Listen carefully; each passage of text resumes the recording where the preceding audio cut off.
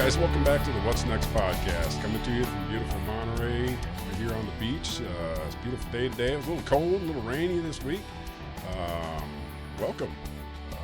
Today I've got Mr. Robert Ford with us, and he's a good friend of mine. I've known him for about 3 or 4 years now. And how are you today? I'm good. How are you? It's good to see you. Yeah.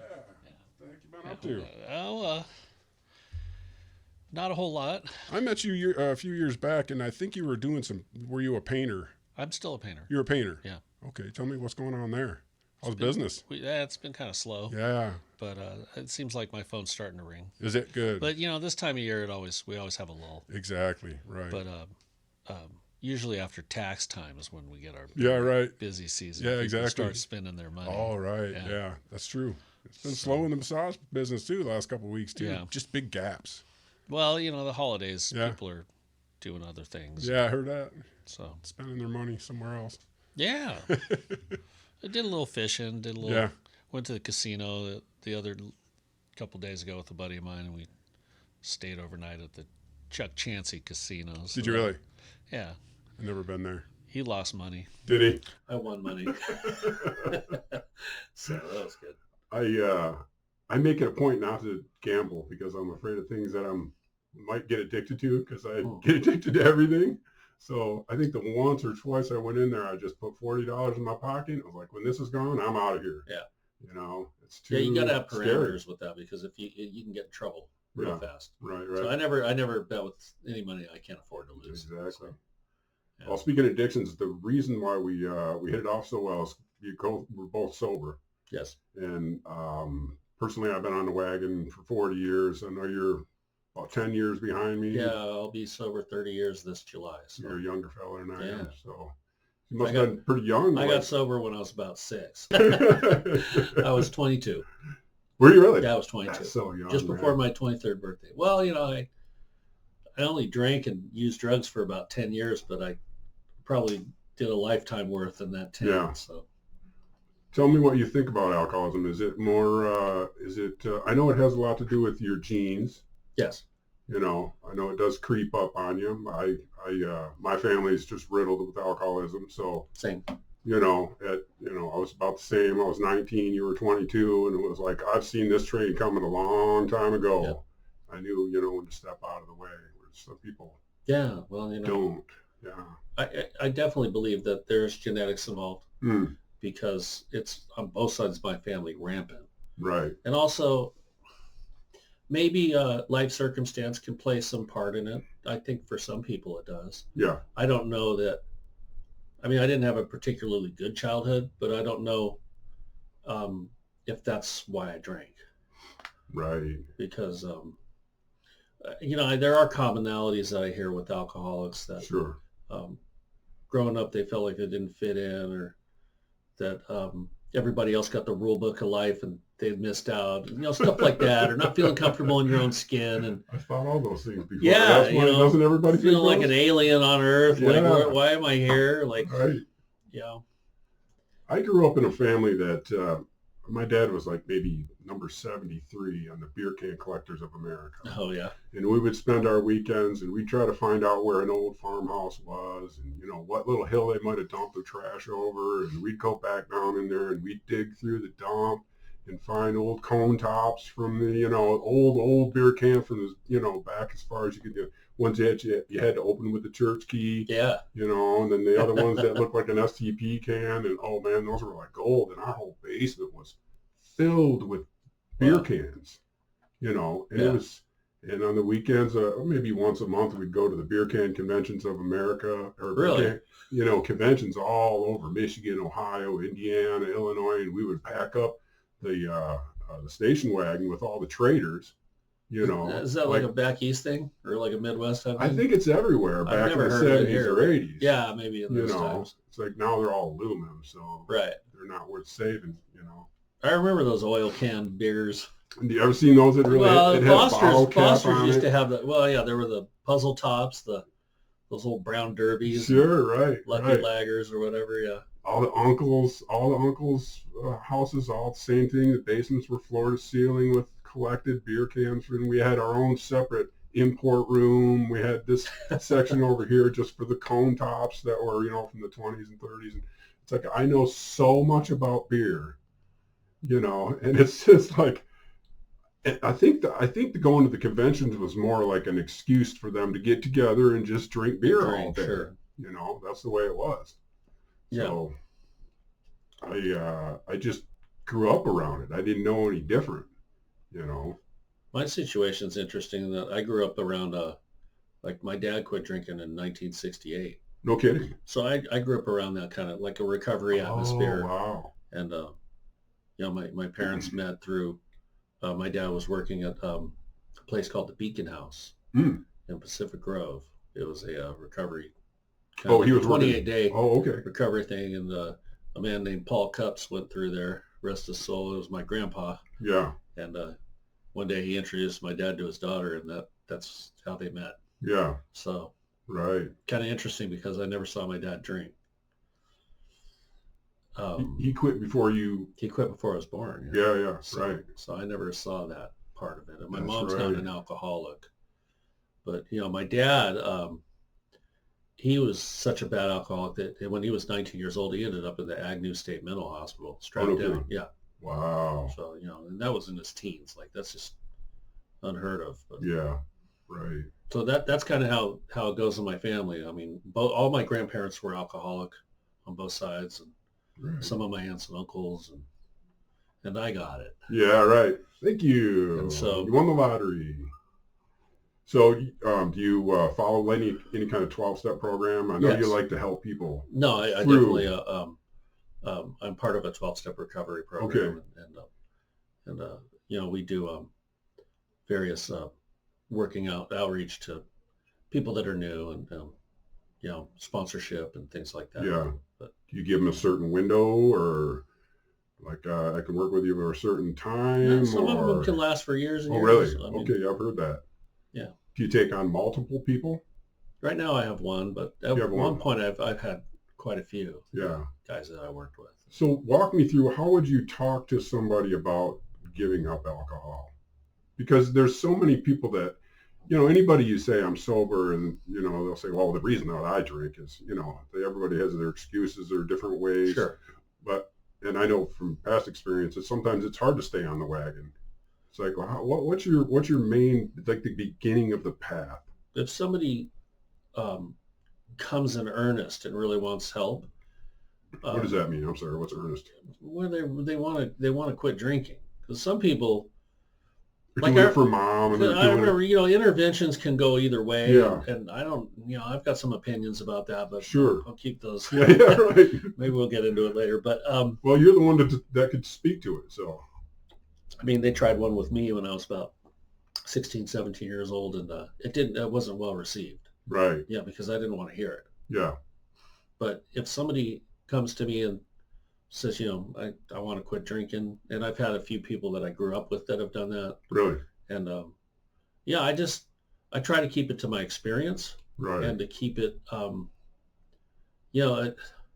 of the things that alcoholics have that's unique is that we can relate to each other on a certain level that other people can't understand. There's a certain way that we think, and a certain way that we ever have a relationship with alcohol. Right. That it's unique to our set. Right. And so I think just by speaking honestly and letting people know that, hey, you're not alone, and I've been there, and there's a way out of this. Right. And I think that's kind of, I saw, there was like a cartoon where, it was like a Far Side type cartoon where there was a guy trying to get out of a pit, and he can't get out. And instead of the guy helping him out, he got in with him. Right. And that's kind of, I like that analogy. Yeah. Because we can take our worst experiences and turn them into assets if we use them to help others. Right. Right. And so it's very altruistic. But everybody's different, so you have to kind of approach everybody differently. Yeah. Some people don't. They probably work with people a certain way, and yeah. I usually let them kind of dictate what they want to do. I had one kid that asked me to sponsor him, that he had green hair. I'll never forget it. And he asked me, and I have requirements. I want you to call me every day. I want you to there's accountability. I didn't have accountability. And so I gave him kind of a little laundry list of things that I want to see, because I want to see how willing you are. I see. Because time is valuable. And Right, so right. I don't want people to waste my time. I've had that happen a lot. Right. But so this guy called me about 4 hours later and said, I think I changed my mind. I'm going to probably try to find another sponsor. I said, yeah, maybe they'll tell you what you want to hear. But, I'm always a straight shooter about it. This is a life and death thing. I mean, it's your time. Also, this kills people. Right. And so I take it deadly serious. You betcha. But I don't walk around morbidly or anything like that. And but I definitely when it comes to recovery and staying sober, I try to surround myself with people that, I have friends that drink. Yeah. And doesn't bother me. I have family that not at all drinks, but I don't like being around people that are drunk. Right. That gets low. Yeah, that bothers me for sure. Because I feel bad for them, or what's the word? Embarrassed for them. Because I've been there.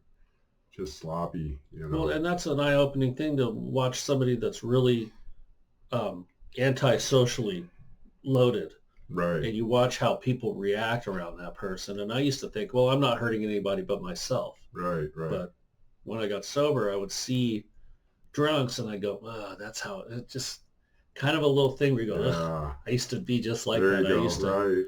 So that's how people reacted to me. Yeah. And I never understood that until I finally got sober. But sure. Yeah, I quit drinking in 1985. My son wasn't born until 89, so same thing. He never saw me drunk, and that was extremely important to me. Yeah. Because I'm the kind of alcoholic that blacks out for hours. Mm-hmm. And I do ridiculous things, and I end up in jail, and it's just like by 19 I had to quit because I kept getting thrown in jail and I didn't remember what happened. Yeah, that's scary. It's like I could really kill somebody, and with a family history like that, it's like, you know what? I just got to stop doing this. Yeah, I don't think I ever had a normal drink. I was a alcoholic blackout drinker from the gate. Were you? Yeah. I started when I was 12 years old. Right. And so, there's things that lead up to something like that where. Sure. I was raised to, around, like I said, around recovery and people that were sober. And one day my dad sat me down and kind of laid out my family history. Really? Told me a little of the story. Yeah, I was getting to be about 9 or 10 years old. Yeah. He just warned me that, alcoholism does run in your family, so you want to be careful with that. Sure. And I think he saw tendencies in me, maybe. Oh, right. I had some behavioral problems, and I had some issues growing up. Even outside of the family, that probably played a part in my feeling of dis-ease. Yeah. And so, like you said, just not feeling comfortable in your own skin. Not feeling good, not feeling safe. Yeah. Not feeling connected. Right. Definitely always felt like, we'd be at a family gathering and I always felt like I was kind of on the outside looking in. Yeah. And, my sister was an extrovert and I was an introvert. So she got a lot of attention. She got all the good gifts and, she was cute and I was kind of I always had dirt all over me and I caught lizards and things. Real man. So when I was warned, I said, well, I'll just never take a drink. Well, a couple of years later and I'm kind of dying inside. And I remember just curiosity kind of got the best of me. I'm like, well, people keep telling me not to do this. I want to find out why. Right. I remember like my mother had a little liquor cabinet. It was one of those wooden liquor cabinets that had a skeleton key. And she would hide the skeleton key. Yeah. But I figured out that if you could pull the drawer out and pop those doors, they were pretty rickety. I could get in. Sure. And like I said, my mom, my dad would allow alcohol in the house. It didn't bother him. Yeah. But my mother would, she'd stock she had cream de menthe and Kahlua, and I tried those, and the cream de menthe tasted like cough syrup to me. Yeah. The Kahlua was nasty, but she had a bottle of scotch in there, and I cracked that thing, and I took a swig of it, and instantly, bam, I just felt this warm feeling come over me, and I felt all right. It's the first time I'd ever felt like that, where I was just okay. And Found home. That's crazy, isn't it? I chased that. I knew right away. I'm like, uh-oh. Like, this this feels a little too good. Lit the firecracker. But on the other hand, I'm like, yeah, but I'm not going to stop. So I started drinking, after that. First it was like with the buddies on the weekends and stuff, but it didn't take long before I was drinking every day. And I was, by the time I was a freshman, sophomore in high school, I was pretty much full-blown alcoholic. Oh, yeah. Yeah, and I would drink and go to school and drink and not go to school. Yeah. Just not go to school. Right. And, I went from being a really good student to being getting A's and B's to getting, D's. And just at some point, I just stopped going. Yeah, did you? Yeah, me too. And, we had the wharf down here in Cannery Row, and there was a bunch of unsavory characters. They were savory to me. I looked at these guys and I'm like, yeah, these are my people. Right. And so, I ran around on Cannery Road, and we'd run through the canneries and grew my hair long. Yeah. And started listening to heavy metal music. Sure. And, a lot of it was about rebellion, and a lot of it was just acting out. But always that pool of alcohol, it really became a focal point. Yeah. I needed it was a social lubricant. Yeah. I've heard people say, and I just so agree with it, it just really pisses me off that I can't have that 2-drink feeling. But yeah. I'm just not a person that can do that. Like you're saying, the social lubricants, the feeling better, Yeah. It's like, if I could stop it too, I would never have stopped, but I can't. I was marveled at that, like people that would have a couple beers and just hang out watching a ball game. I'd have a couple beers, and then then they go, you got to go after about 3 or 4 hours of drinking. You got to get out of here, buddy. Or they just wouldn't invite you there after a while. You get that just destroys your soul. Persona non grata when your behaviors are a little outlandish, and doing things in a blackout is that's an interesting predicament to be in, because who's behind the wheel, right? And so I would end up in situations and with people that doing things I normally wouldn't do, with people I normally wouldn't mix with, right?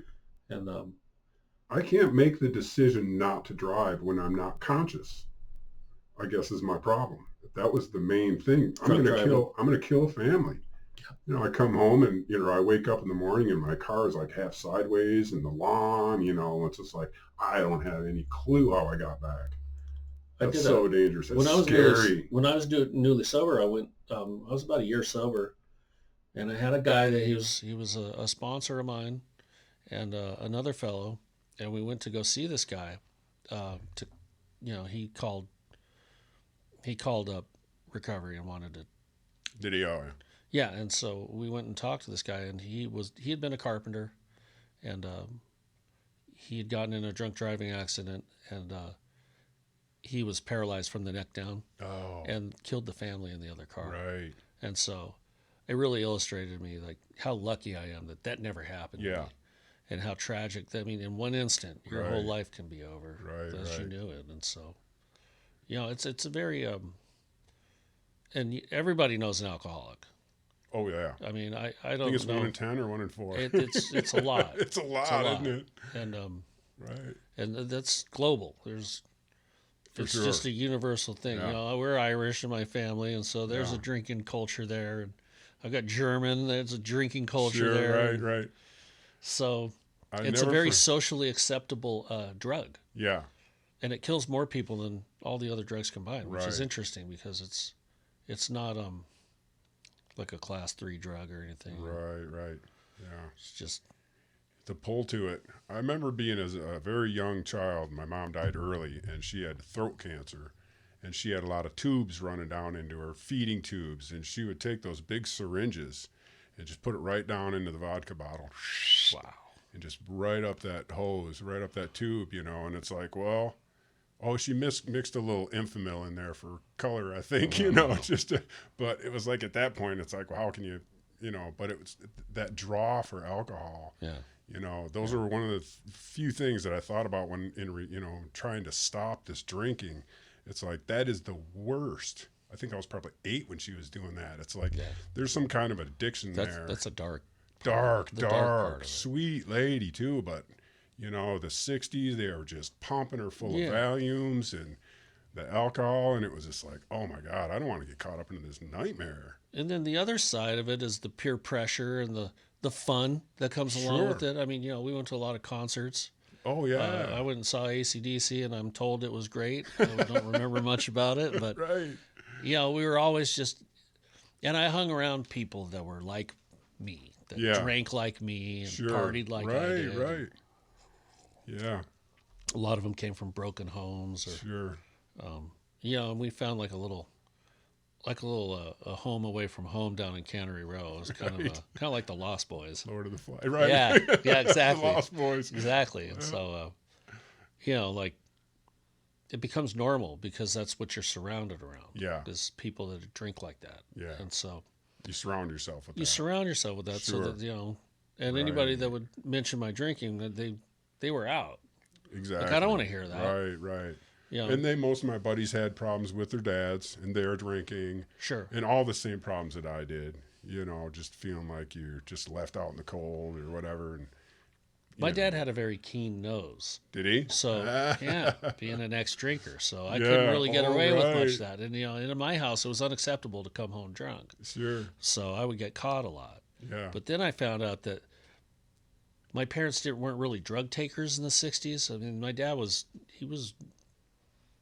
like 19 in 1967, right? Yeah. So, but they, so I figured out that they couldn't really tell when I was on acid or stoned and stuff like that. So I did a lot of that stuff, and I'd come in the house and they'd think I was acting weird, but they didn't know what I was up to. Yeah, right. So I did a lot of extra, I like to say I was pharmaceutically flexible.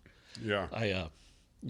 I'm an equal opportunity. If somebody puts something in my face, I'm going to take it. And was it a gateway? Yeah, well, smoking cigarettes and all that stuff, and so I have a very addictive personality. It runs in my bloodstream. It's just the way I'm wired. And I was looking at this. This doctor was talking about alcoholism. Let me get to this picture here. The 3 C's she was talking about: control, compulsion, cravings, and consequences. And I've never looked at it before. I'm trying to, in all my years of sobriety, I'm just trying to break this down. Control. Yeah, I had no control. I get that. But we would try to control it. Try to control it. Right. Well, I just won't drink X brand of alcohol, because like tequila would make me crazy and I get in fights, or Jägermeister would make me throw up. So, there's always these little games that I would play with myself. Yeah. Compulsion. So where is control and compulsion? I would have to admit that I would lose control because compulsion totally is like going in, okay, I'm only having 2 beers tonight. And then the compulsions take over. Think that's what she's talking about? Or maybe. I mean, with me, I never thought I'd have 2. The compulsion was just to get loaded all the time. Right. I had Most to have of the time. It just, to me, that was my fun. Yeah. That was my way of release. And I don't know if I had cravings at 19. I think I just craved going out with my buddies, and that was kind of disguising my drive for the alcohol. I don't know that I had cravings so much because I was always drinking. So there's just the around-the-clock compulsion. I mean, I only drank for 10 years. Yeah. And so, in that time, I very quickly spiraled down. And so, I ended up living in the woods in a tent. Did you really? Oh yeah, I had some wild experiences, and, in and out of jails, and living in the bushes, drunk and shit. And just I wasn't really able to hold down a job. I was unemployable, and I wanted those things. You know, and for a while I worked. I always had money. My dad had a furniture moving business, so I worked. Yeah. But there came a point where I couldn't work anymore. It just. You're talking about when you were drinking. Drinking got in the way. Right. Got in the way of everything. Yeah. Broken relationships and friends that walked away from me because they couldn't handle how wild I was. Good people too, man. Yeah. I lost some good friends when I was in high school. There were 4 of us that ran around, and I'm the only one that's living out of them. Oh, no kidding. Yeah, I had one that died of cirrhosis of the liver. He was 28 years old. I had another one that died of a drug overdose. Another one was shot. Wow. And that was just in our little circle. Yeah, yeah. So I suffered a lot of loss because of the type of people I associated with. There was a lot of violence in my drinking career. Yeah, unfortunately. Yeah, right. You violent drunk? No, but I saw just a lot hang of around a lot of violent people. Just there was right? We would just nothing good happens after 2 a.m. True And that. so I just hung around a lot of people that they just drank insane amounts of alcohol and drugs, and so did I. Yeah. And I thought it was a badge of honor. Yeah, I can drink anyone under the. I was a little guy, but I could drink. Yeah. I could hold my alcohol, and that's another thing, that alcoholics hold their alcohol. Yeah. We can drink a lot. It goes back and forth sometimes. Near there, the end there, sometimes I'd have 4 or 5 beers and I'd be stupid. Yeah. Well, that's when I think your enzymes have crossed over, and your liver's not, and your pancreas isn't. I think that's what it was. And what happens is we don't process alcohol. We drink faster than we can process it. So that's where the drunk comes in. And there's a bunch of science behind that. But dehydratables, I think that's the right word. Some doctors can be like, the body you're produces acetone when you drink, and but that's what breaks it down. So the alcohol's not. We have abnormal levels of that, and so the alcohol doesn't get processed. I mean, look at Native Americans; they're not. They have less of those. They have a less. They're very prone to alcoholism. Yeah, and so, and who knows why that is, but so towards the end, like I would drink a handle and I couldn't get drunk. Really? And then I would drink, like you said, a few beers, and I'd be in a blackout. Right. And I remember I was in a blackout where I woke up and I didn't know what week it was. Oh, shit. Yeah. I've had people say that they woke up, came out of a blackout at work, and they were on the phone, and they didn't know what the hell they were talking about. I'm like, I've never heard of that. How's that even possible? I came out of blackout one time, and I was with a guy who had a baseball bat on his lap. We were looking to rob somebody that had taken our money for drugs. And you didn't remember where you I didn't know how I got there. See, I would always wake up in the morning out of the blackout. It wasn't a fun. I never woke up during awakeness. It wasn't a fun way to wake up. I said, we don't really need the money that bad. Let's. I was trying to get myself out of it. I'm like, I don't want to die. It scared the shit out of me because I got myself into some trouble. Yeah, here. I'm hanging around with the wrong people, and that kept happening more and more frequently. Right. I can't even tell you how many times I quit drinking before I quit drinking. Yeah. I always tell people I don't know what was going on. And did you try to quit? Yeah, I tell people I don't know what was going on July 27th of 1985, but it must have been really freaking bad because July 28th I quit drinking and I haven't had a drink since. But there was so many attempts before that, I'll just have Bartles and James. Like you were saying, I'll just switch alcohol. Well, as long as I don't have the beers anymore, we'll go to something lighter, which stupid. Yeah, I also think there's a bit of providence there, a bit of divine intervention. In my case, it was. Yeah. And I remember. Talk to me about that because I stand in a way different place than I did when I was 19. Here's what happened with me. I'd been living on the streets for about a year. Okay. And at this point, I was really into hard drugs. Okay. And I wasn't sleeping much. And just smoking heroin? No, just methamphetamines. And I would do anything, smoking crack and copious amounts of psychedelics, just anything I could get my hands on. And I remember one day I went down to Big Sur with a guy, and I'd been up for about 5 days, and we took 10 hits. We took 10 hits of acid together. Woo. And they were coming for me. I saw SWAT teams and helicopters. I hallucinated all this. I'm down at Big Sur. Big Sur's is about as mellow as you get. I'm diving in the bushes. People are walking by going, what's wrong with this guy? Did you see the helicopters? And I had an epiphany. I realized that, for the first time, I just kind of was like, what am I doing with my life?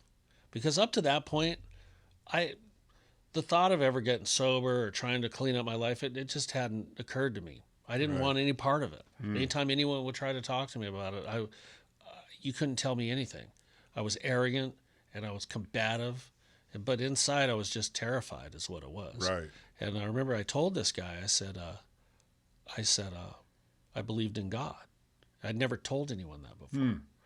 And when I was really young, because I grew up in a denomination, I was raised Catholic. Okay. But, I was about 6 or 7. I turned my back on that because I felt that if there was a God, he didn't want anything to do with me. And that's a terrible thing for a small child to have. Bullseye, man. And there was a lot of stuff that happened in my life that caused me to lose trust in adults, trust in the human race. Just, and it's unfortunate. Yeah. A lot of us go through some pretty harrowing stuff. And, it's a lot for a kid to shoulder, feeling all alone and having to figure it out. Right. And my generation was Generation X. Like, we were kind of left, we were the feral generation. We were kind of left on our, I remember being in 2nd grade and just kind of running amok. For sure. Where was my mom? Where was my dad? They were busy doing whatever, working, and maybe she was making food or whatever in the house. But, they'd let us go play. But then you're exposed, and it's not always a great world out there. Yeah. And so I think I like it better than what these kids are going through today, though, because, man, we didn't go home until it was dark. Oh, yeah. We were out playing on the snowmobiles. And Mom would yell for dinner, and we go, Mom. And then once I heard Dad whistle, better get your ass home. That's so funny. But that's how it worked. Yep.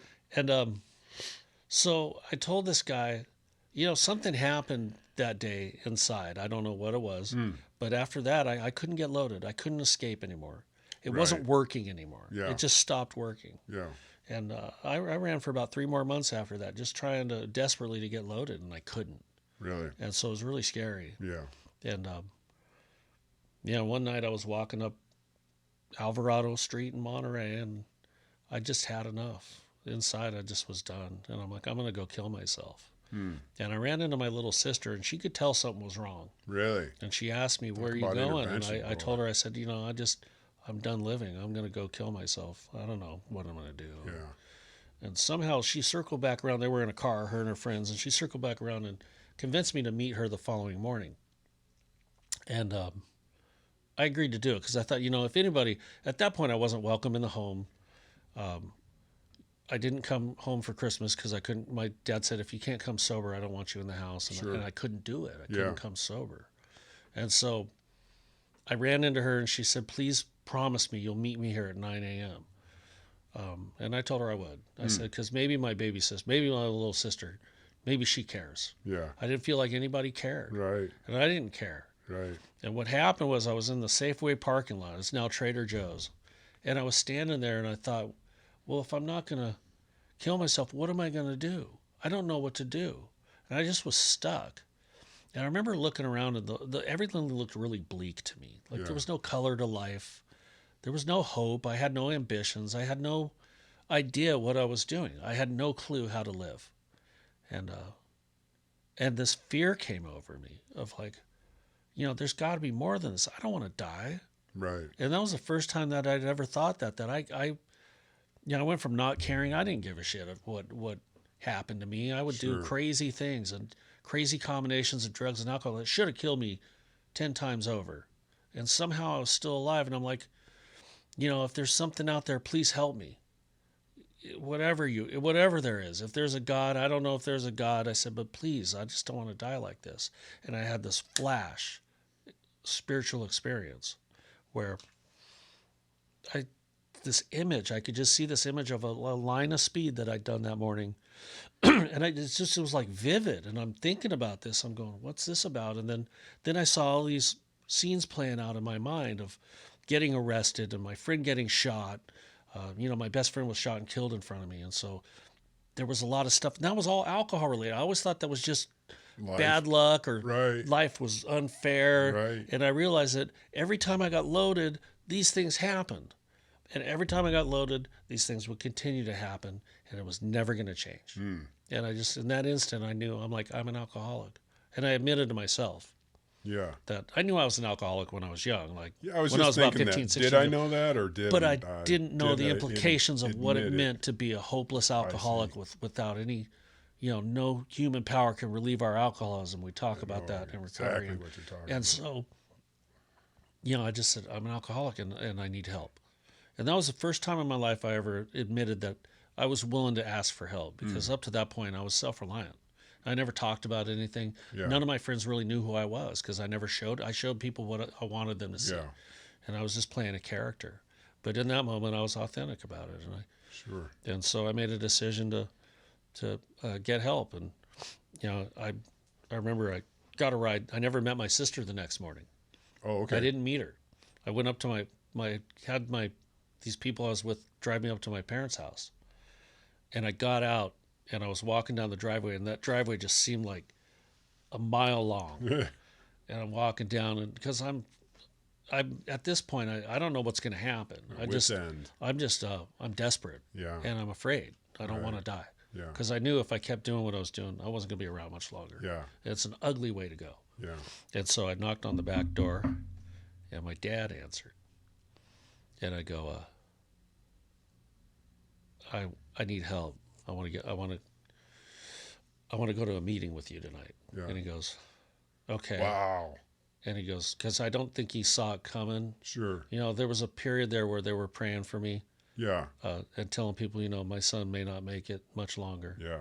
And we have to wait for him to come around. Well, they thought I was going to die. Sure. Oh, so, maybe too far. I remember my mom had seen me one day, and she started to cry just by looking at me. Oh, I mean, I looked terrible. I was gaunt, emaciated. I weighed 128 pounds. Jeez. Same height as I am. Wow. Long, stringy hair. Yeah. A neck beard. And I had one change of clothes, and I was a mess. I was a real mess. I had nothing going for me. Yeah. And so my dad asked... But do you feel like you had a relationship with God at that point? You seem like kind of lending to that, no? It's kind of, it's dawning on me that maybe there was some people, there was some hope. I had like a glimmer of hope that maybe somebody could help me. Yeah. And my dad asked me a question. He said, "What are you willing to do to get sober?" And I said, "I'll do anything. I just can't go back there. I can't go back to the way I've been living." And he said, "Well, how about going into the Beacon House?" I said, "Well, anything but that, because I don't have any money." And I started hemming and hawing, right? I said, "I don't have any money, and I they probably wouldn't take me anyway." And he goes, "If I can get you a bed, will you go?" And I had to think about it. Yeah. I had to think about it because I'm like, I don't know if I want to go to one. That's like really like committing to this. Yeah. And then I just realized, I don't have any other options. Yeah. I felt like I had no other options, and I really didn't. And still at that point, and so I agreed. Good. And I remember I took a shower in their house, and I felt like it was the last shower I'd ever take. Like I wasn't happy about any of it. And I remember walking through the Beacon House, and I didn't really trust it. I didn't trust what was going on, but somewhere along the line, I did see that something was working in my life. Hmm. And there were changes happening right away. Really? Yeah, it's like, my life changed drastically. Sure. And all I really wanted at that point was just to stop feeling the way I was feeling, and I didn't want to die. But I didn't have any idea of what lay ahead of me, And so in 30 years, it's been like a real wild ride I drove my first car. I never drove because I knew that I got pulled over for walking one time. I was doing the crab walk up my street, and the cop goes, "Dude, where are you going?" I'm like, "Look, I'm only a few blocks from home." And he goes, "That's a long crab walk." So it wasn't good. I got a drunk walking. It's hard to do. But everything was new, and everything was good. And I asked a man to help me. His name was Craig. And there was just something about that guy that he had something. He had mentor something. Type feel to him. Yeah, but he had this like energy about him. He had this like life to him. Like his eyes sparkled, and people liked him, and he was funny, and he kind of emitted this radiance that drew me to him. Without alcohol. Yeah. Right. And when he spoke, I heard him. Like, things he said made sense to me. How about that? And so it's kind of like he was the right guy at the right time. And I believe that, I believe God put him in my life. Right, for sure. Right. And your sister that day and that my guy sister, then. Now my sister took a while to come around because they had what you call family night, where your family comes. And, sure. we did knee to knee in this chair, and she let me have both barrels. Really? Yeah, all the times I embarrassed her and all the times that I said, well, I appreciate that. She goes, wait, I'm not finished. I mean, she let me have it. And I deserved it. I needed to sit there and I needed to hear how I affected my family because, I put them through hell. Just pile it on, right? I put them through hell. Yeah. And so that was the beginning of me taking accountability. Right. I think that's a big thing about it is it was always everyone else's fault. Right. And then when I started to look at, okay, I really have a part in this. It's all my fault. Yeah, right. I created this. Plenty of things I've had to come to terms with over the years. Oh, yeah. That when I was at 19, it was like, because of that son of a bitch and because of this particular lady or, it's just anger and pissed off. At 20 years old, do you really have any sort of insight on life? Freaking clue. I mean, really. Dude. It took me probably 10 years of being sober before I really started. It took me 2 years before I got a key to my parents' house. Wow. Yeah. Right. Yeah. And that was a big deal. You know what was great for me? I got a job as a bouncer in a wicked bar, right on the edge of town. So it was like the real business people up until the end of happy hour, and then the inner city thugs come in, and then there's this fights, and there's, all kinds of stuff. And there's so many regulars that are just hammered every night. And it's like, you don't drink? It's like, of course not. Look around you. Holy cow. I got nothing but, lessons every night, Yeah. It was just crazy. I was down in Dallas when I went to jail the last time, and I remember waking up, and it was just, how can I stop doing this? Because I don't have any path in my life or anything, like you're saying. I don't know, how to do this. I got sent to AA, through the court systems, right? And it was like, well, everything has to revolve around your higher power. And it's like, well, my mom was super religious. So when she got raked over the coals and just finally died when I was 10, it was like, okay, well, religion doesn't work. Right. And there's a lot of hate for that. If there's a higher power, how could he do this to me? Yeah, if there's a God, so I carry that, yeah. Right? So when you say you need a higher power to get you out of this, it's like, I am my own higher power. I am doing this for me. Oh boy, being in the Bible Belt in Dallas, Texas was not happy with that answer. Yeah. But that's how I felt. You understand? Yeah, we got big egos, Well, right. Yeah. But it just seemed like it led her to a dead end. Yeah. No matter how much she preached and read and thumped and got, went to church, it was like it all was for nothing. In a 19-year-old's mind or in a 10-year-old's mind. You know what I'm saying? So you can't make sense of it. I couldn't use any kind of program. So I had to kind of figure out, how am I going to do this just me, because waking up in jail and it's just like, I can't live my life like this. I can't do this, So one of the tricks, there's a couple of tricks that I used, and it might be a little bit graphic, but I would do what I would call like a mind slam. And I would think about my favorite Frosty Stroh's beer in a frosted glass. And then I would think of cat throw up mixed with fish guts and, everything off slam. And then I would go back to that beautiful frosty beverage and then slam it with fish guts and whatever I could possibly mentally stuff into a Jack Daniel's bottle. That was the most gross thing that I could think of. And I would just do that over and over and over again. And that just made it go away. I don't know. Yeah. It was just, I grossed myself out, and it worked for me, I know a lot of people. Yeah, I don't think there's any one way. Programs, right? That's kind of what I was leading. A lot of people wear it like a straitjacket. Yeah, I like to wear it like a loose garment. Yeah. There's room for all sorts of things, and there's lots of avenues. That's a good way to put it. One can go down. Yeah, I found that I had to substitute my old life with a new one. Right, and that was important. Yeah, and so. That's interesting that I always tried not to forget where I came from. Yeah, because every day is a gift. I shouldn't be here.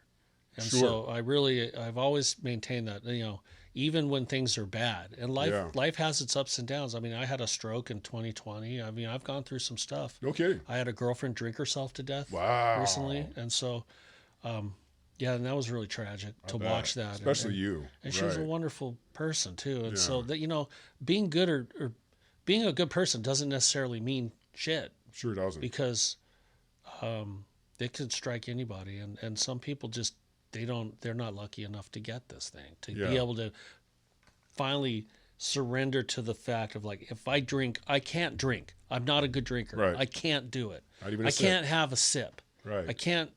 It's like cigarettes. I can't take a puff of a cigarette. I'll start smoking again. Yeah. I can smoke cigars, but I know I'm in control of that. But so yeah, to be grateful, I think, is important. Yeah. Because really, there's just a lot to live for, and I didn't feel like I had that. And we talked about helping other people. I think that's kind of at the core of this thing, is to, I've had a lot of people that, I have some close people in my life that, I don't have a large circle, but I've got a circle of friends that I can tell them anything. They know everything about me. Really? And I don't keep secrets anymore. I let that all out. Yeah.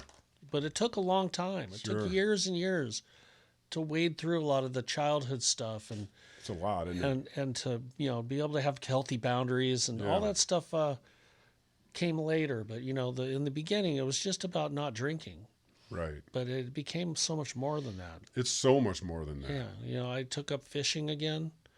I used to get all the catalogs, like Cabela's and all the fish magazines, and there'd be some guy holding a big steelhead or a salmon, and I'm like, someday I'd like to do that. And then now I've got like a box full of pictures of us holding fish. And, do you really? I got to do all kinds of bucket list stuff. And, I wouldn't have been doing any of that if I was drinking. I just, my life had gotten really small.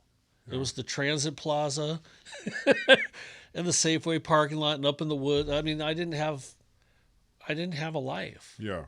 So you needed something to go. Today I've got a beautiful life. Right. And so that's what I would tell to new people, is just that enthusiasm and that zest for life that when I came in, I didn't have that. And I saw other people that did.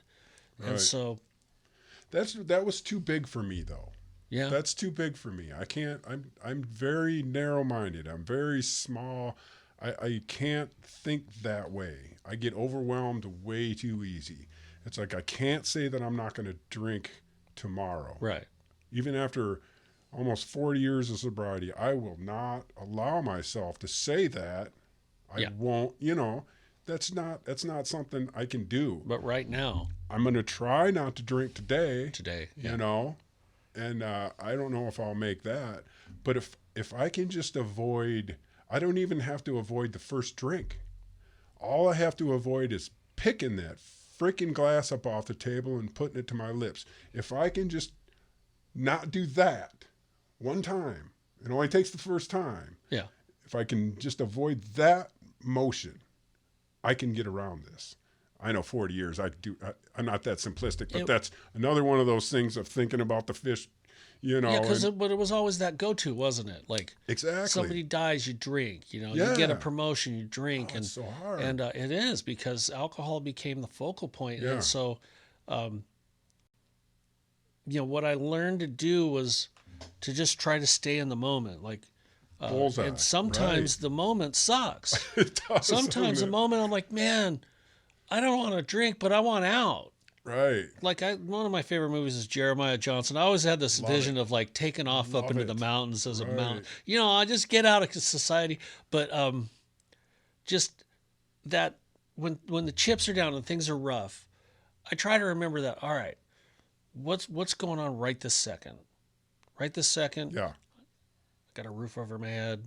Got food in my belly. I got people I can call. So I try to look at what I have, not what I don't have. Yeah. But it took a long time for that, because in the beginning I didn't have a concept of any of the things I'm talking about now. Yeah. This is like 30 years of sobriety. Right. Exactly. Right. At 20 days or 2 months, I didn't know what any of these people were talking about. Not a clue. And I had no clue of how not to drink. What I can't. And at that point, I'm 23, 24 years old, and I drive down and I see all these people like hot chicks and coming out of the bars. I'm like, man, I never got to do that's that. killer, right? You know, I never really got to drink and bar. I didn't do any of that shit. I got sober when I was 22. I got cheated. Yeah. I didn't even dance until I was like 48. Wow. Just because I don't have that. I can't get over that. Plus, I'm a foot taller than the crowd, and you can see my dumb head bobbing around out there, which I'm worried about. And I don't have that social lubricant to talk. And it's like, no, I never could. I'd just rather just stand over here, watch you guys have some fun, and I'm here for you. Right. So anybody needs a ride, I'm always the designated driver, and I'm okay with that. But boy, sometimes it's too much. But that fear of missing out, I realized that. But that's not what my experience is. It never was, and it never will be. Never. I'm not going to be able to drink and just go hang out with, play darts with people.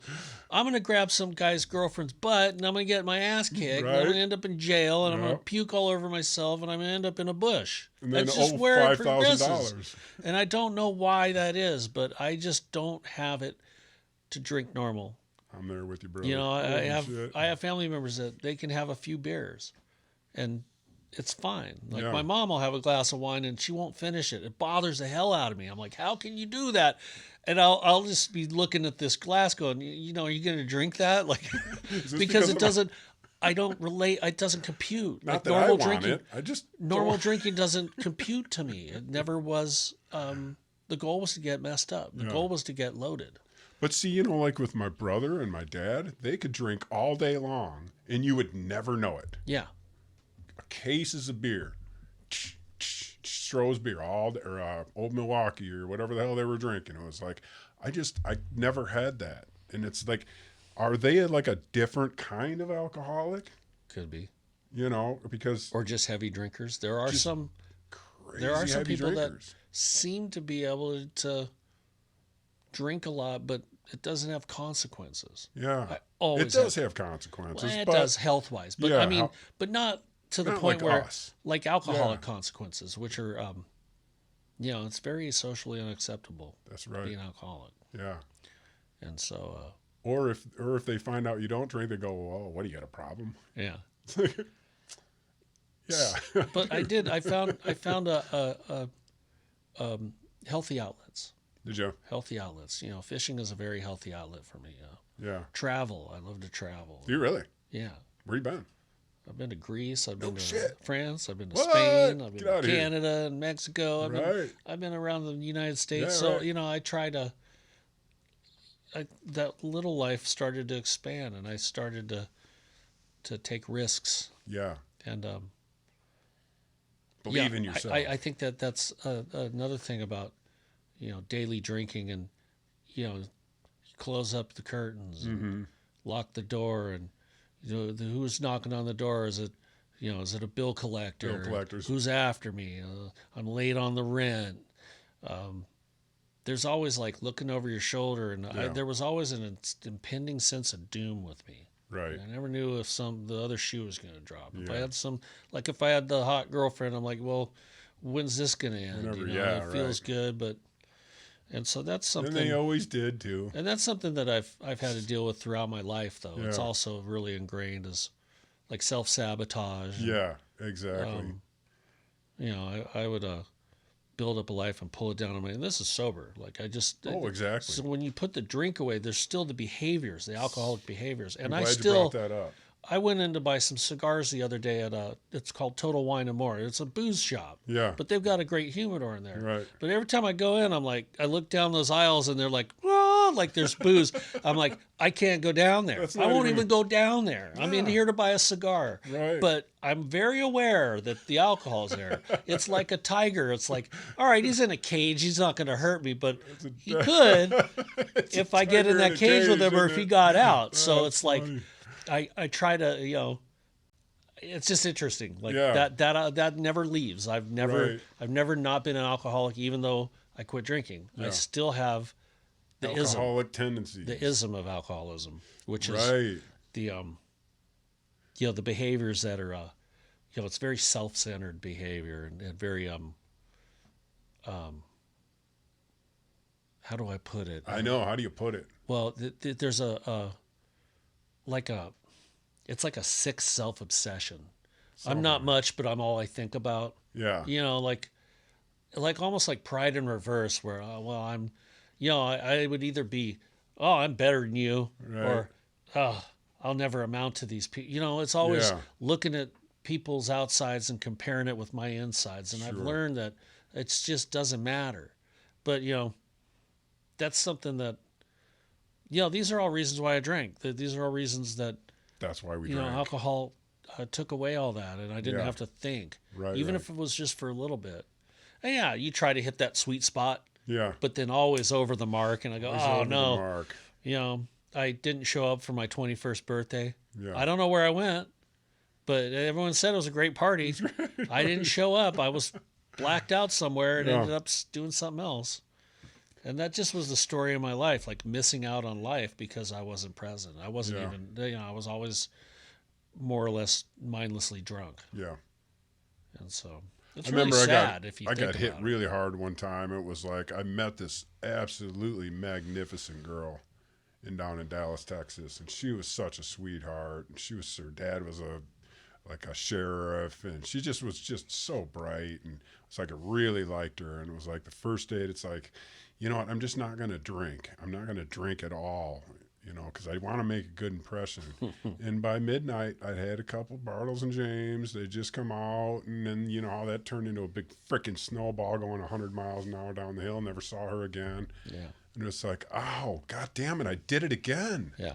It's like you swear off, but then I can't control it. the demon takes over. It does. Demon alcohol. Right. Well, you know, I'll just have one. I mean, it's just a Bartles and James, you know. Right. It's like, whoa. Starts a chain reaction, and that just gutted me that night. that's the obsession of the mind and the allergy of the body. We have an Right. allergy to alcohol, and so Feels like it. it is. It's Yeah. There was a medical professional named William D. Silkworth. He was a doctor, and he worked with alcoholics, and he came to the conclusion that alcoholics are not normal. No. They have a weird obsession. With or without and alcohol, a weird right? and there's a change, like when you take that first drink, it's just off and running, Right. and it's peculiar to us, Right. and it happened with me every time. Every time. Yeah, I go, well, you know, I'm going to try to be good tonight, and I never could do it, Never could do it. so I just quit trying. Right. Stop Takes all the pressure off, but But then you have to deal with your stupid sober mind. yeah, and then you know? wake up and go, what did I do last night? Yeah. And you kind of think of it, and you go, oh, Yeah. I said that, I did that, I called that person, and I shouldn't have called them. Well, I would talk to people and be like, I don't remember a whole lot last night from that. I remember being at that one bar. I'm like, oh, we went to 2 other bars after that. It's like, what? Yeah. Really? So I was just blocked out for hours. Yeah, a friend of mine one time, he said, were you drunk last night? I said, I was smashed. I was on a blackout. He goes, you acted stone cold sober. Isn't that crazy? And I was like, really? And he goes, yeah, you were whipping my ass at darts, and you gave a girl one of those fake tattoos like on her chest, and you poured beer on it, and you were on, like buying drinks for people, and I had no recollection of any of it. Life of the party. Life of the party. I just wasn't there. I wasn't there. Somebody else was behind the wheel, and that's when I started to look at it as this is really getting kind of out of control. Yeah. But it wasn't enough to make me stop. No. So what was? Right. That's what's interesting. What exactly was it? It was a day like any other day, Exactly. but just it was internal that I just couldn't do it anymore. Yeah. And I think when you're done, when you finally reach that point, I know that was for me. I just was done. I'm like, you know what? The gig is up. Yeah. And the reality of the situation sits in that I can't drink. I just can't. Yeah. And I don't want to.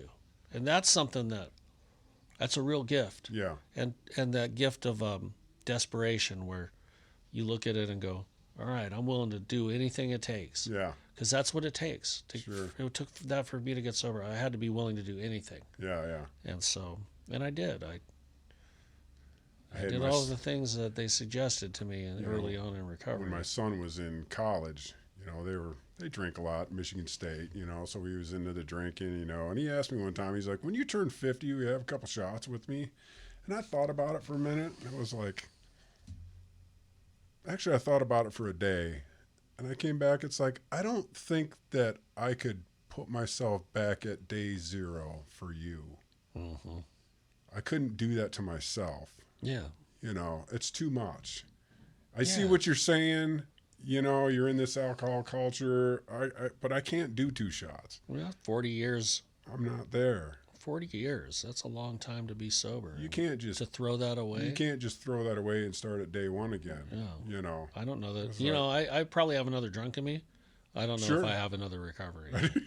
I just don't think I'd make it back. Yeah, write that one down. That's a good one. And that's another thing, is that this progresses even after we quit drinking. I've seen it happen where people would be sober for I knew a guy that had 15 years sober 3 different times in his life. What? Yes. He had a total, if you mount that up, 45 years of sobriety, and he died drunk. Oh, no. Mm-hmm. Wow. And so that's But he had a lot better life than he would have. I think so. That's another thing. Like my girlfriend that died, she was about my age, and she tried for 8-10 years to get sober, and just she would have a couple years, and then she'd go out, and then she'd have a couple years, and she'd get drunk, and she drank round the clock vodka. Oh, really? Her body just couldn't take it anymore. Yeah. But I don't know where I was going with that. She just lived a better life. Yeah, I think that I like to think that maybe when there was periods of her life that were bearable and that were happier. And so even though she died drunk, I'd like to think that, you know, maybe being sober was a blessing to her. Sure. Even in those little windows. And also somebody like that can serve as an example of wow, you know, I don't want to die like that. Yeah, I don't right. And I saw her die. I watched her go down that road. She ended up on a walker, and really, and just there's a look of death. Right. And it was just really, it's you know, you'll see like lists of causes of death. They never say alcoholism. No. They say like pancreatitis or cirrhosis of the liver, but it's alcoholism. It's alcohol. You know, and in her case it was delirium tremens, DTs. Yeah. Coupled with cardiac arrest, and then she was in a coma. She was brain dead. Wow. And that's from stopping drinking, because she drank so much her body couldn't handle the withdrawal of it. That's why I quit drinking. That's why I quit drinking, because I saw that in my future. Yeah. You know, it was like, that's why. I see these people. I remember I had the shittiest little apartment down in Dallas when I first ran away after 10th grade. I think I took off and ended up down in Dallas and found this piece of shit apartment. Couldn't be any more ghetto. And this old cowboy sitting on the curb. He's probably 80. He just unzips his pants and whips it out and just pees. While he's drinking, you know. It's just like, oh my God. Yeah, it's like I wasn't I don't know how people can get that far and be that old, and he can't even stand up, and he's just got no, you know, JR, I remember his name on. He's probably been dead for 40 years now, you know, but he was I just couldn't believe that somebody could let themselves go that far. Yeah. And it was so good to see him across the street from me every day, you know, as I was trying to get my shit. I hadn't been sober yet, but that was another contributing factor, seeing old JR over there, just, you know, just this big around with a big old cowboy hat on. And you you were emaciated. Yeah, there was a message there, you know. For sure, right. And so, you know, I wasn't at the end of the world, but I could see it from here. Yeah, right. You know, yeah. Oh, man. Like you see that train coming. Yeah. And at some point you can get off. Yeah. I want to talk about fishing a little bit, because I'm a Great Lakes fisherman. All right. And I don't even know what the hell I'm trying to haul up. I went out and got all kinds of new fishing gear, you know, poles that I could cast off the shore, poles I could cast, you know, well, here on the for Central deep Coast sea fishing, but I have no idea what I'm going to be hauling up out of there. We have our deep water fisheries, so there's rockfish and lingcod and stuff like that. Okay, yeah. And then hopefully we'll get a salmon season this year. Monterey Bay have them last year. Monterey Bay, no, we haven't had it for 2 years because of the drought. So the salmon's kind of thing that you're trolling across the top at 20 miles an hour or something? No, you go about 2 or 3 knots. I mean, you don't go very fast. It's not going that fast. It's pretty slow, and we troll spoons and things like that. But I just love salmon fishing. I love eating them. Right. We have a good halibut fishery here. Okay. And then I like to fish the beaches for striped bass. in the surf. Yeah. That's a lot of fun. But my passion is the Northern California and the Pacific Northwest for salmon and steelhead, especially steelhead. Yeah. Steelhead are my favorite fish. Yeah. I just love them. That's a salmon too, isn't it? That's a steelhead. Is a rainbow trout. It's a trout. Rainbow trout that spends its adult life at sea, so it acts like a salmon, Okay. but it doesn't necessarily die when it spawns either. Oh, no kidding. No, and actually, they're the fastest fish that swim in fresh water. They can swim about 28 feet per second. Holy crap! And that thing on the end of your line. Yeah, right. I've had them jump at eye level. We fished the Klamath River, and those fish are that's more of a fall fishery, and the water's warmer, and those things are firecrackers. Sometimes you'll get them, and they'll jump at eye level. Really? It's just cool. Yeah. It's a lot of fun. Half of what I like about it is the scenery. It's just so beautiful. Like Oregon, Southern Oregon, I love it. Yeah. Love the coast of Oregon. The Umpqua River is a pretty big, magnificent river. Sure. The Smith River in California is the only undammed river we have in California. Really? Well, now they pulled all the dams out of the Klamath, which is pretty. Right. There's fish that made it up into Oregon for the first time in over 100 years this year from them removing those dams. No Salmon kidding. made it up there to spawn. So if you build it, they will come. If you remove it, they will come. Yeah. If you let nature do what it was supposed to do to begin with, it'll heal. I don't know what dam I was watching some kind of history on it, and they said at the time they were like, well, the salmon aren't going to make it. Oh well, that's just the way it is. Was it the Elwha Dam? Was it? There's a dam on the Olympic Peninsula. It was a few miles up. It was that's what it was. It was the Elwha Dam, and it was just a complete barrier to fish passage, and it wiped out a race of 100-pound salmon. Yes, used to go. That's the one I'm talking about. And when they removed that dam, instantly fish started. That was my question. If they opened that up, would they return after 100 years? They might have lost the genetics from those giant salmon, but those true. genetics they are might still not be around that DNA is still in there. Yeah. And fish will figure it out. Yeah. They'll repopulate, and they started getting sockeye salmon and coho salmon and steelhead and king salmon. Yeah, pretty amazing. Yeah. Summer steelhead, which are even more rare. Yeah. You got to help me out. Got to get me out there. I'll take you. Fred took me out once. Well, how was that? That was crazy. Fred owns this building that we're in. Just so you all know. Buddy of ours. Yeah. Yeah, he's a good fisherman. Does he have a boat here now? Yeah, he's working on it. Okay. He's I know had perennial he took one motor down trouble. to Texas with the. He's got one down in Baja. Okay. And then he's got one here. Oh, he's got two, right? Yeah, he's got a couple of boats. Yeah, I know. We started falling into some like 25-foot troughs, and he was like, "Oh, we're out of here." Yeah. Before I knew it, we're skipping across the top of the water in a huge fishing boat at about 50 miles an hour or more. It's like I didn't even know these things went that fast. That's a bit of a beating when it's rough out there, though. That's a brutal one. He was like, "We got to get out of here. This is getting bad." Yeah. I was like, "Okay." But no, because I'm from the Great Lakes. Our waves are only like 8 feet apart, so there's only so much.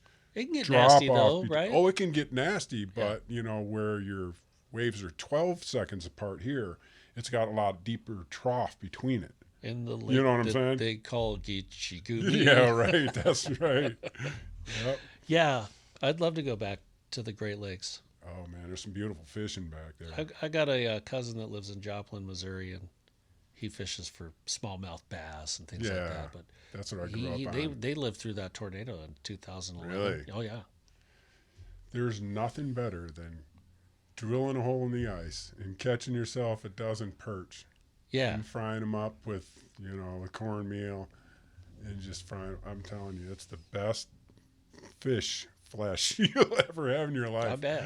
Oh, it's just amazing. There's ice fishing up in the Sierras. People do Is there? it quite a bit. Yeah. Yeah, people do it quite a bit. It depends on the conditions, but yeah.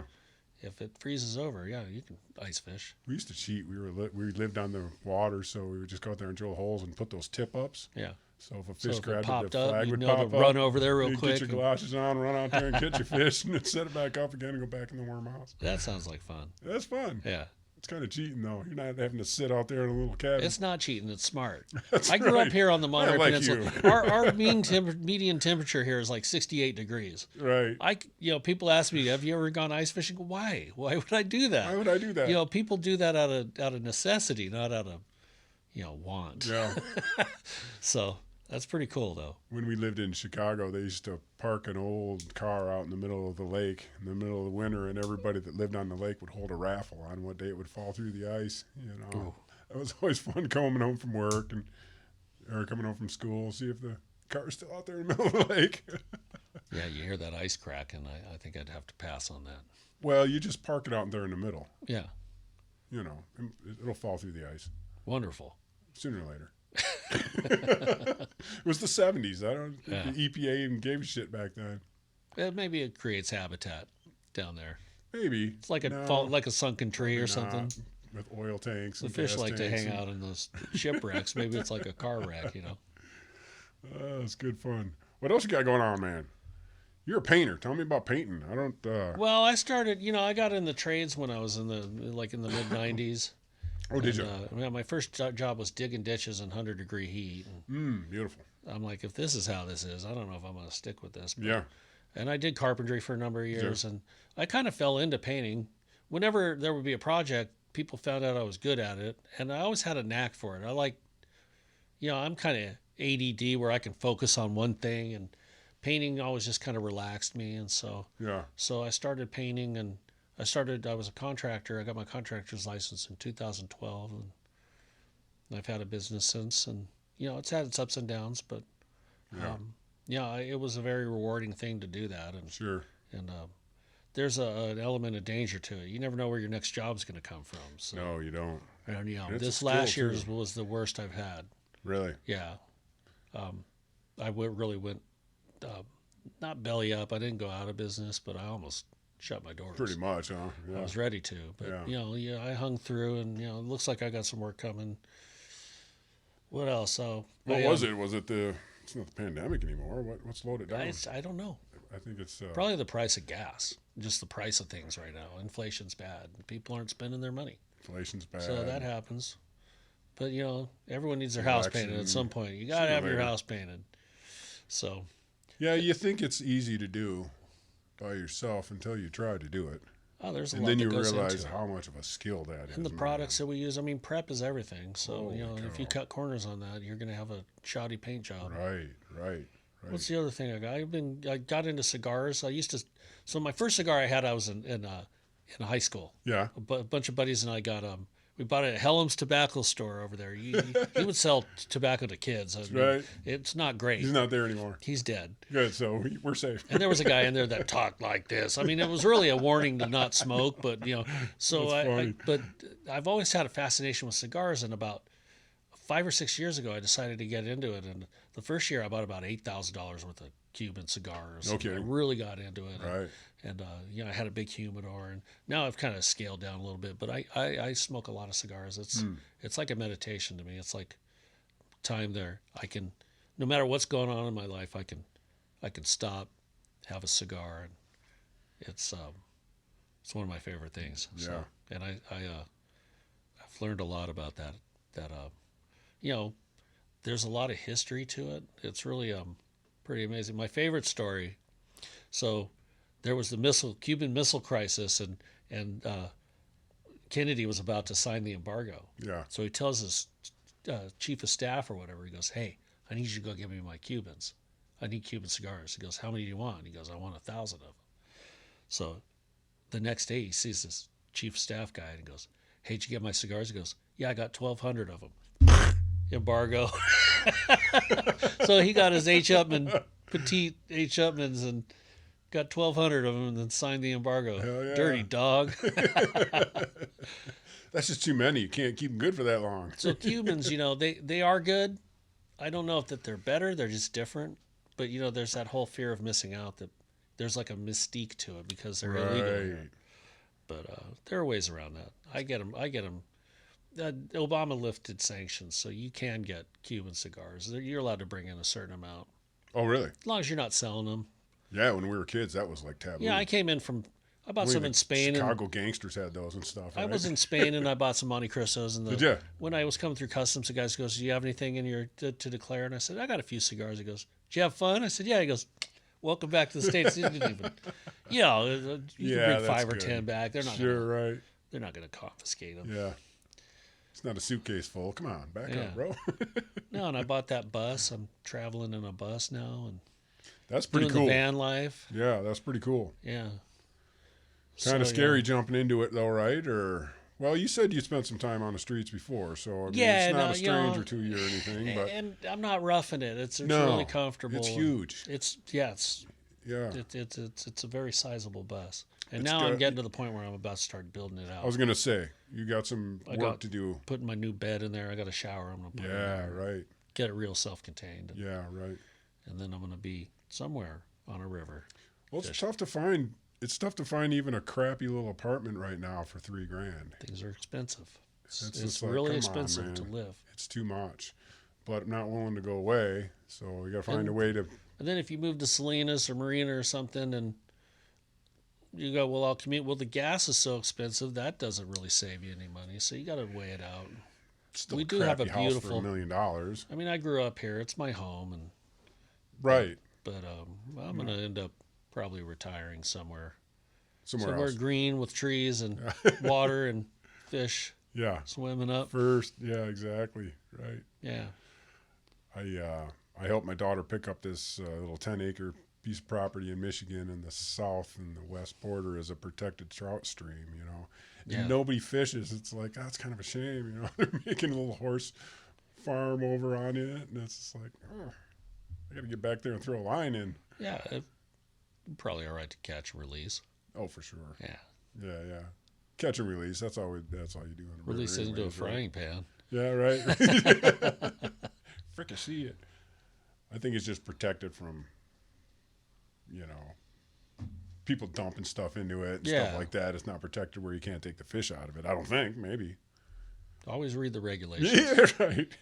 Ignorance is no excuse of the on that too, huh? Ignorance is no excuse of the law. There was never any limits on bluegills when I was growing up, so I still think those things are pretty much open game. Oh yeah, right. I got a picture of myself. I must have been about 12 or 13, but I hooked into this smallmouth bass, and it was about 23 inches long, and it was packed full of eggs. It was almost 5 pounds. It was a massive fish, you know, and that was just. They pull hard too. Oh my God! Yeah. But she was full of eggs, so it wasn't that big of a struggle. But you know, it was just the immense size. It was like, I couldn't even believe. Yeah, that's a smallmouth bass would even get that big. We have a trophy smallmouth fishery here in California, on Trinity Lake, and there was a guy that owned his name was Tim Brady, and he owned a tackle store in Weaverville, California, and he caught the state record smallmouth bass was 11 pounds. Wow! And that stood until a few years ago. That's over twice the size. And he said that he was glad that the guy that beat his record beat him by more than a few ounces. Yeah. It was like 5 ounces. He said at least it wasn't like a half an ounce or something. Largemouths will get that big probably, but the smallmouths, it's very rare that they get that big. Yeah, and he had it hanging on the wall. This thing was a slab. Oh, I bet. Right. Holy cow. Pretty cool.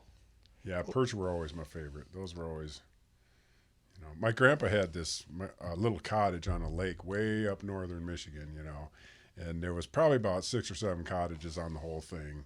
You weren't allowed to have a motor on it, you know. It was just natural. It was just canoes and rowboats. It's all you could have, you know, and I spent so much time on my little rowboat, you know, just along the edges. I think about a third of the lake was all state land, you know, so it was same as it was 1,000 years ago. Yeah, you preserved. know, just preserved, just beautiful, and just fishing into that, and you know, that's what I grew up on. You know, it's just, it's just pristine, beautiful. That's the one activity I can do where I'm completely immersed in it. Nothing exists. You're just right.